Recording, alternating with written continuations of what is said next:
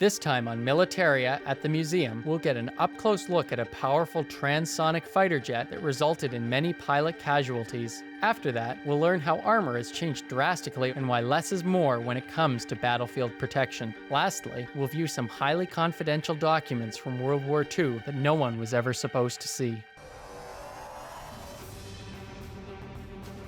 Beyond museum exhibits lies a hidden realm of archived artifacts that hold the keys to unlocking intriguing stories from the past. Come along as I meet with experts at the Army, Naval, and Aviation museums, where I've been granted special access to pull back the curtains and reveal the secrets of their militaria.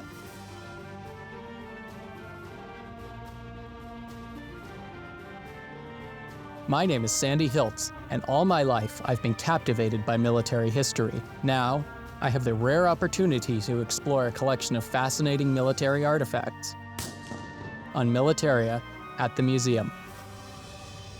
At the Aviation Museum, I'm going to climb into the cockpit of one of the most deadly fighter jets in history. Museum President Mark People is going to walk me through the history of the F-86 Sabre. We'll discuss how it marked the change from propeller to jet engine aircraft and the deadly learning curve that veteran fighter pilots faced in making the switch.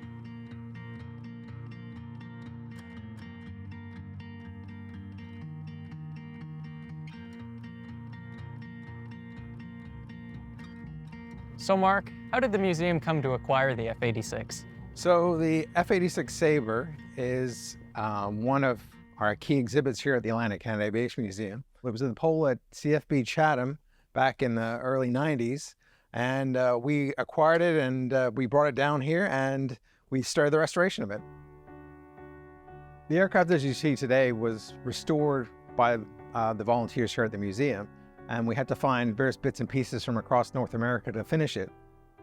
Right, so this is quite different from the way it came to you originally. Absolutely, and it's a great example of a F-86 Sabre on display at any museum across Canada right now, and we know that it's fairly complete and it's a great exhibit to have on display here.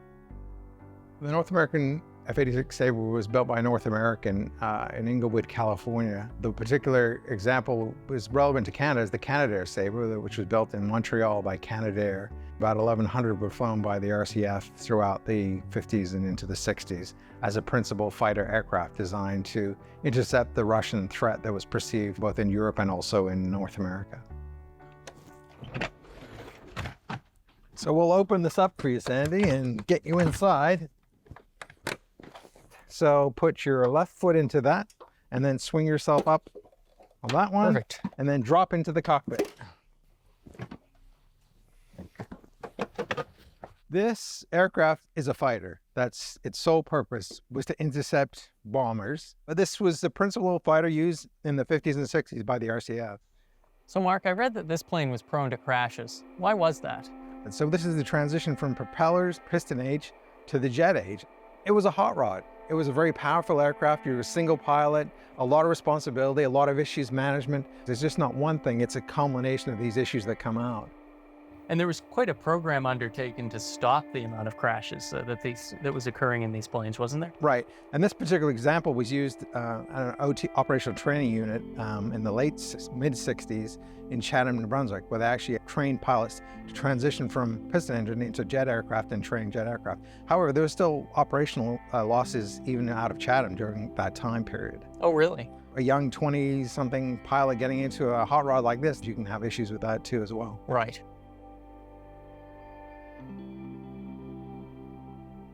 So are there any people of note that flew these aircraft, Mark? Notable pilots would be like Jackie Cochran, who was a US aviatrix, and she flew actually a Canadian-built Sabre supersonic and was the first woman to do that. I'm sure when most people hear of or see an F-86, particularly in this color scheme, they immediately think of the Golden Hawks. What can you tell us about them? So the Golden Hawks were the predecessor to today's modern-day snowbirds that the RCF flies. And they flew a demonstration team with 9 Sabres like this across Canada. And throughout those seasons, there were a number of different shows they did with it. It was a very significant show. They were very impressive to see in the sky all together, as you can imagine, that they're loud and noisy. The principal baptism of fire for the Sabre was the Korean War. The Korean War pitted the F-86 Sabres of the United States Army Air Corps against the North Korean, Russian-backed Air Force that were flying the MiG-15. The MiG-15, it was fairly successful, but the F-86 had a much higher kill ratio against it. So it's interesting, Mark, you talk a bit about the kill rate that this plane was said to have, and I read somewhere that it may have even been 10 to 1 as opposed to the MiG-15. What were the weapons on this plane? You had your 3 cannons on either side of it, and your firepower was enough to basically, right in front of you, you could position your fighter and you could come in behind and fire away with your cannons in front. So 3 20mm cannons were a pretty powerful punch to it. So this is, as we talked about, a pretty early jet fighter. What was sort of the overall impact that this aircraft had? Well, I think the impact of this particular aircraft was that it basically became in service in the late 40s and was flying pretty much to the late 60s and even longer with other air forces. Right, so would it be fair to say that this was sort of the genesis of the jet engine fighter plane? Absolutely, that's a great segue to it, because again, this is really the #1 sort of major fighter jet aircraft to emerge right post-war, and was used operationally, obviously, in Korea and throughout the world after that. It really is a great example of that sort of technology sort of being introduced and staying. Right. So Mark, there's really a proliferation of buttons and gauges and switches in front of me. Could you give me a brief rundown of what I'm looking at here? It looks a lot more complicated than it actually is. Obviously, your control stick controls a lot of it, and you've got your gunfire buttons, radio buttons, you can flip back and forth. And ultimately, you have a gun sight. This is your gun sight in front, and then depending on how close or how far you are, what alignment, you will line it up from there and move that switch, and you'll be able to, it'll be project up, they'll actually project up an image on here. Obviously, there's no power to do that, but it will project a sort of crosshairs for you to line up your fighter and to line up and shoot with your guns at that point. Obviously, Right. You're sitting on an ejector seat. That's not live, luckily. We took the rockets out of it so you don't get shot off. But again, that was another component that you were literally strapped into this aircraft. Obviously, the F-86 is a key fighter and jet fighter in the world of aviation. Today, it's still regarded as one of those iconic aircraft. And we're very lucky to have an example here on display to show exactly what the Sabre was about, and to be as complete and to be to try and tell that story, one of the many stories that we tell about the RCF here. So the legacy of this plane is as a very early jet engine fighter, but also as a plane that sort of brought that technology and showed it off to the Canadian public. Absolutely, and I think it's a key example of the RCF in the 50s. And you talk to pilots today that are flying aircraft like this. This is always, the Sabre comes up as being one of their favorite. Even today, from the limited number that are still flown around on the airshow circuit today. Really? So it holds up that well, sort of 50, 60, 70 years later. Absolutely, and it's the technology is basic for the time, but at the same time, it's got the great engine and it's got the systems that work, and again, it's a hot rod. Coming up next, I'll be at the Army Museum to hear the history of battlefield armor and learn about the evolution from breastplates to flak jackets.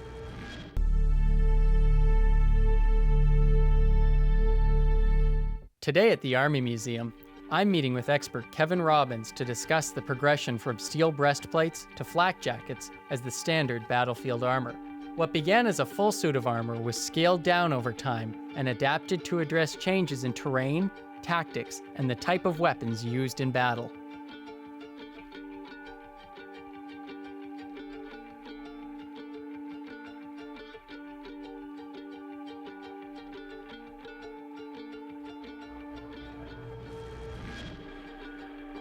Kevin, I understand the museum has quite an impressive collection of armor.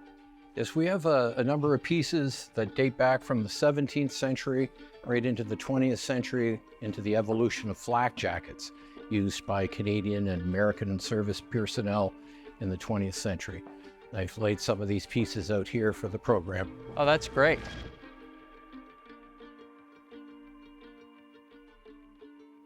Armor has been around almost as long as there have been weapons. So some of the earliest armor, long before recorded history, you'd have made it of like hides, wool, different things like this. Some of the earliest armor that we have dates from the 17th century.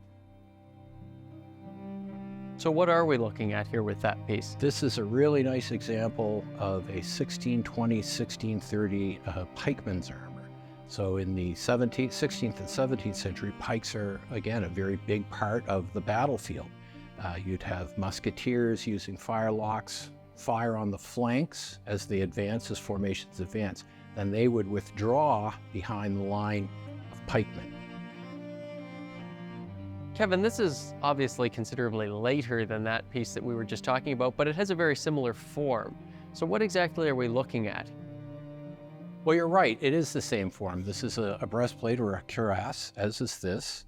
Again, this is made out of iron. This is made out of steel. In the French cavalry, in the early 18th century, when Napoleon comes in, he sees these guys are almost like the tanks of Napoleon's army. And the cuirassiers are considered like some of the top cavalry in Europe at the time, greatly feared by infantry, and as one time it was put quite succinctly, they're big men on big horses. And they drive, they ride like Percheron style horses, big, heavy horses.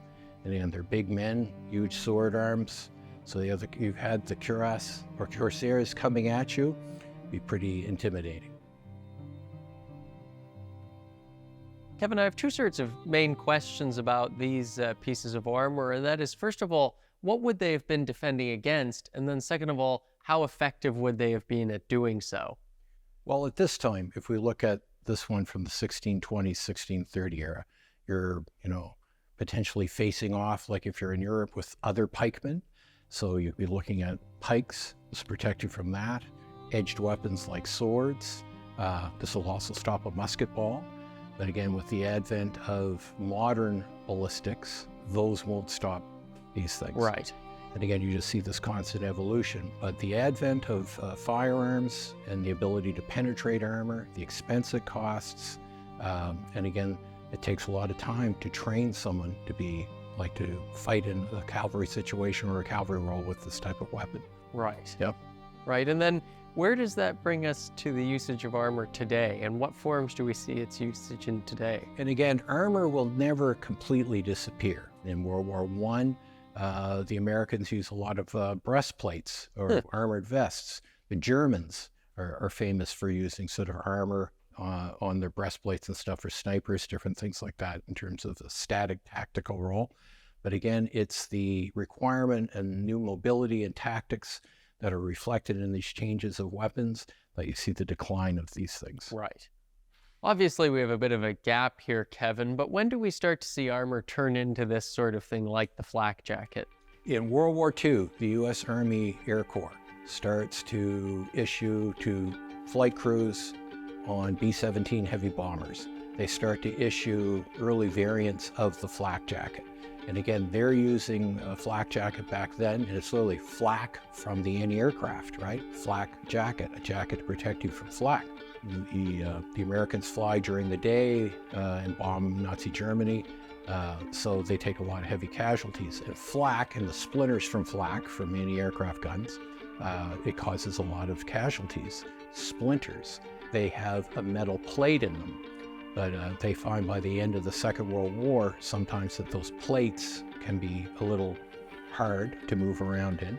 So you'll start to see by the end of it, as you go into the Korean War, plates are being removed and they go into a ballistic sort of nylon.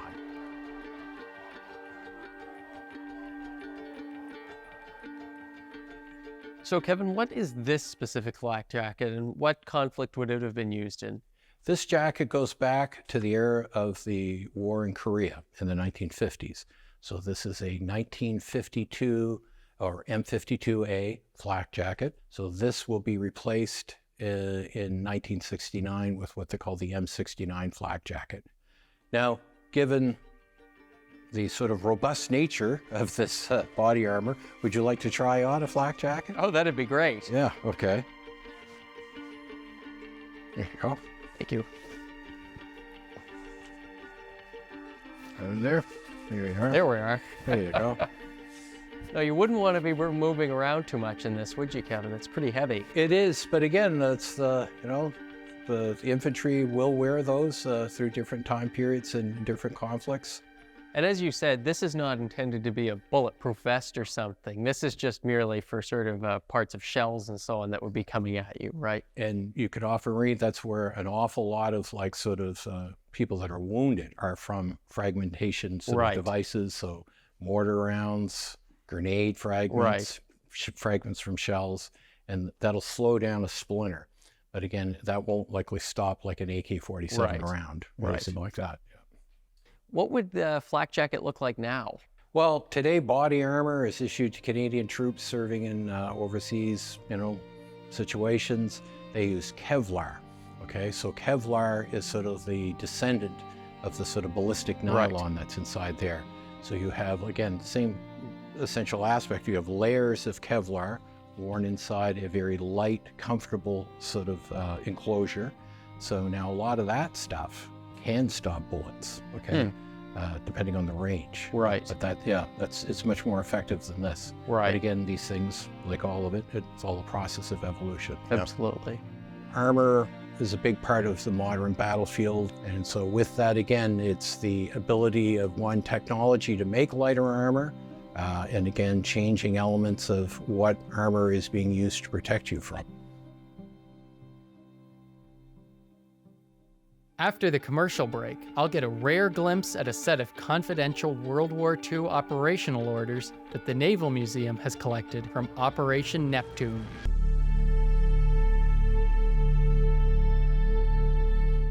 Confidential operational orders issued during World War II were extremely sensitive. They were meant to be seen only by a select few and subsequently destroyed. The Naval Museum has operational orders from Operation Neptune, also known as D-Day, and Lisa McNiven is going to show them to me. I'll discover how they survived the war and landed at the museum.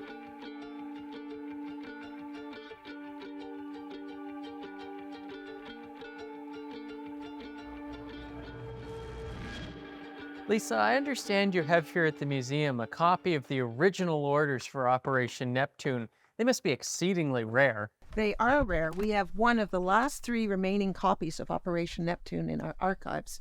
I can grab a copy for you if you'd like. Oh, I'd love to see that.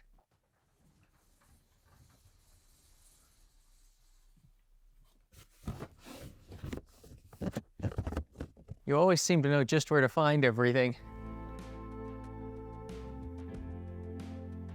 Lisa, this is quite something to think about the amount of history that's sitting in front of us here. Absolutely. It's a primary source of the Allied invasion of Operation Neptune, D-Day, June 6, 1944. It is a beautiful document, complete with last-minute notes, references.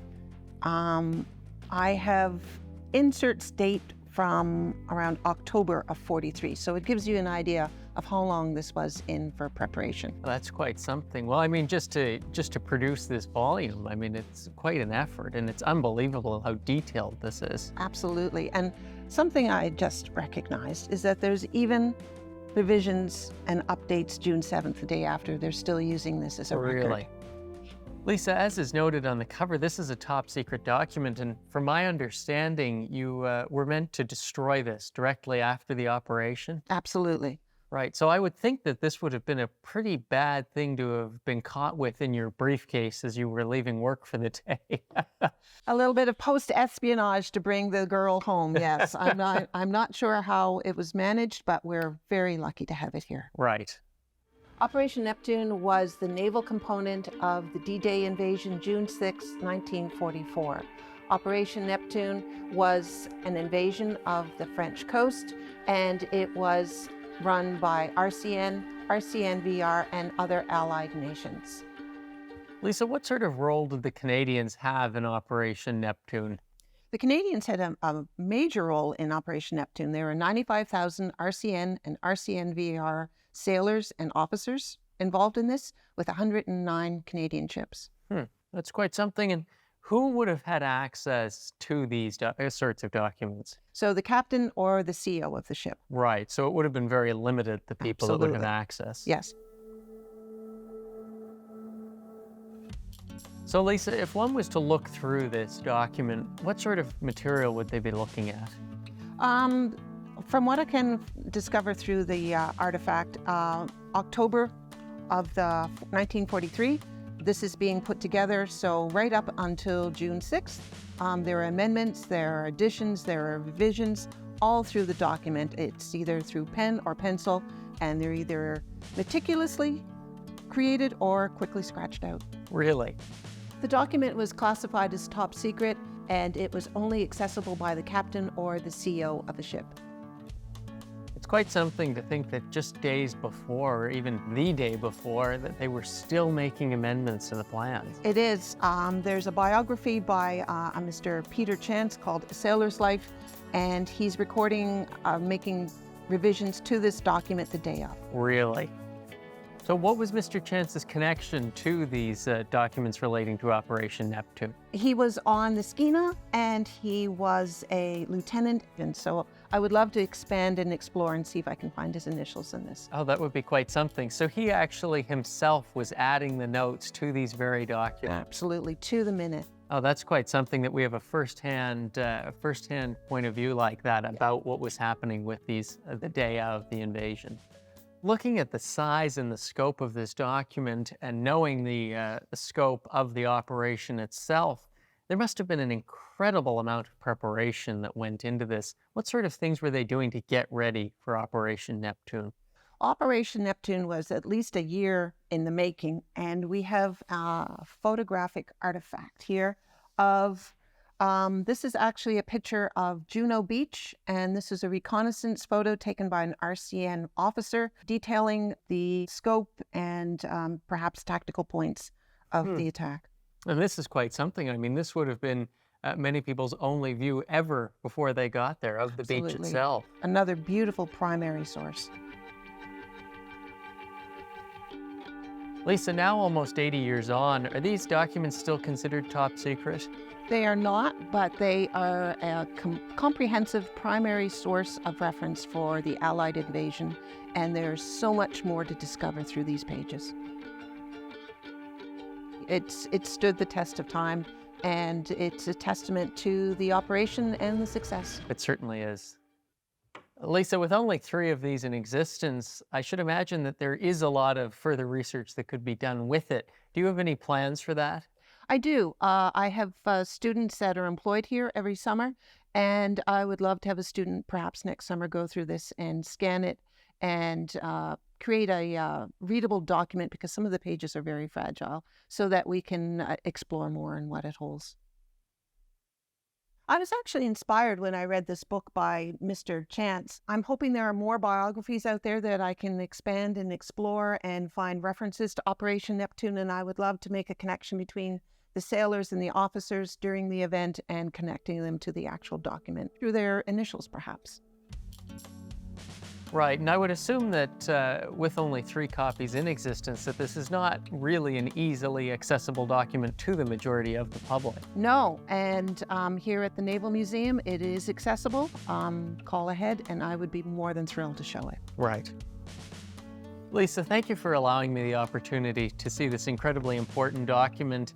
It's wonderful to see that it's made its way into your hands here at the museum and that it's being preserved.